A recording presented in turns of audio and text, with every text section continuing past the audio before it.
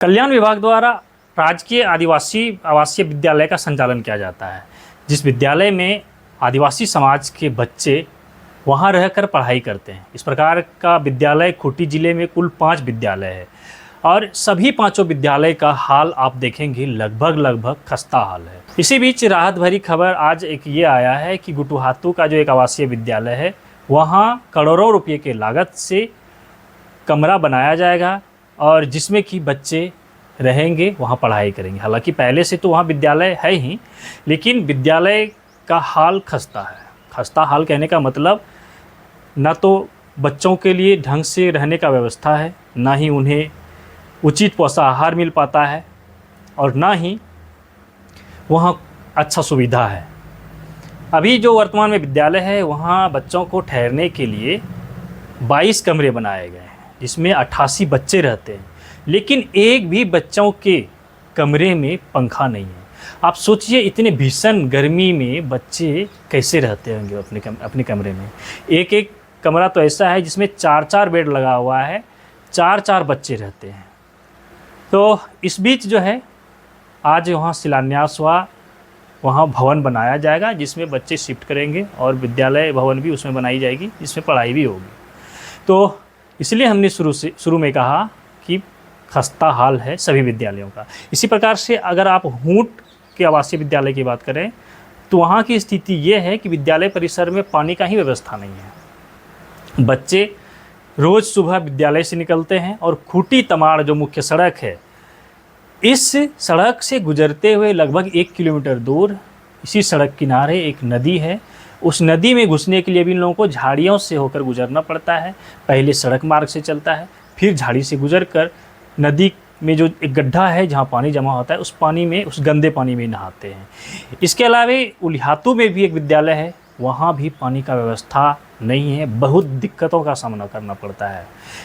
और एक रह गया कुंदी में जो गर्ल्स स्कूल है, आवासीय विद्यालय है, लेकिन यहाँ सिर्फ लड़कियों को जो है पढ़ाई कराई जाती है। यहाँ कुछ हद तक ठीक है, लेकिन आप अगर यहाँ भी जाकर सर्च करेंगे, जांच करेंगे, खोजेंगे तो आपको पता चलेगा कि यहाँ भी भोजन जो उन्हें मेन्यू में है उस तरह से मेन्यू के हिसाब से नहीं मिलता है, बहुत कटौती होती है।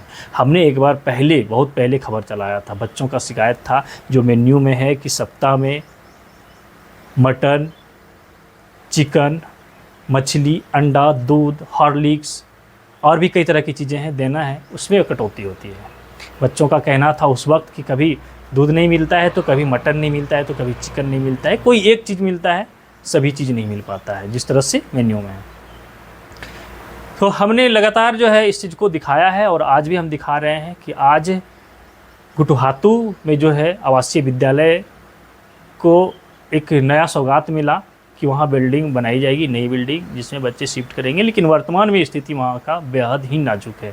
खैर, आज इस शिलान्यास कार्यक्रम में खूंटी लोकसभा क्षेत्र के सांसद कालीचरण मुंडा और खूंटी विधानसभा क्षेत्र के विधायक रामसूर्या मुंडा दोनों वहाँ पहुँचे थे। सामूहिक रूप से दोनों ने इस भवन निर्माण के लिए आधारशिला रखा, शिलान्यास किया और अब वहाँ काम शुरू होगा।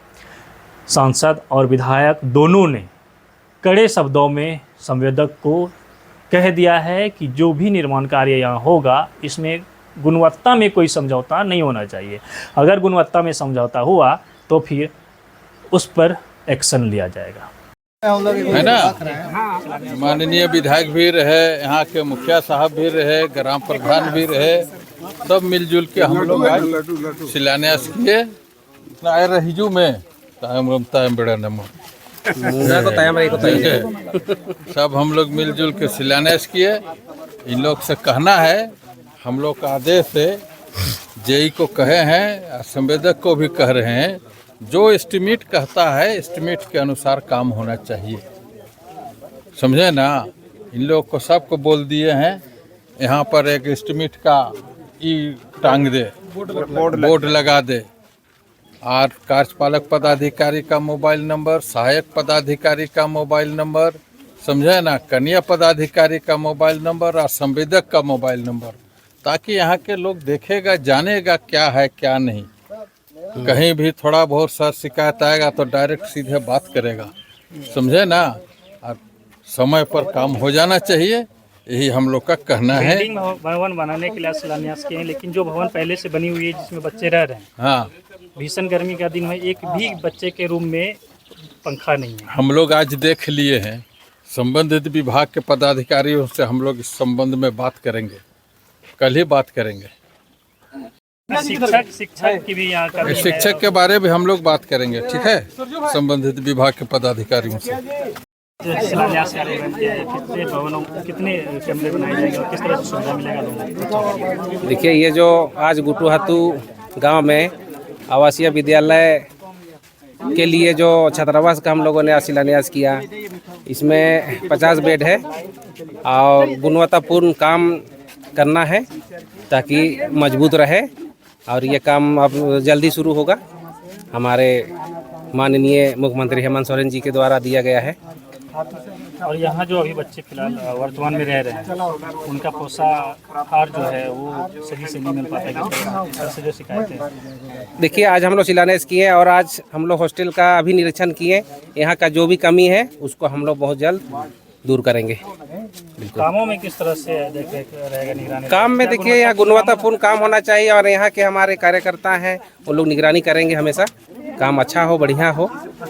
बिल्कुल। किस तरह से निर्देश दिए हैं संवेदक को? संवेदक को यही निर्देश दिए हैं कि जो भी गुणवत्ता है उसमें कमी नहीं होना चाहिए और जैसा बनना चाहिए मजबूत बने।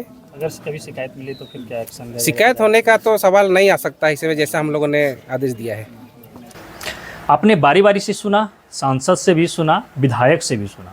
हमने सांसद से और विधायक से इस शिलान्यास वाले बातों के बीच एक और बात पूछा कि अभी जो वर्तमान में विद्यालय चल रहा है, जो बच्चे यहाँ रह रहे हैं उनके लिए पंखे की व्यवस्था नहीं है, जबकि वहाँ रहने वाले स्टाफ के लिए पंखे का व्यवस्था है, लेकिन बच्चों के लिए एक भी पंखा नहीं है।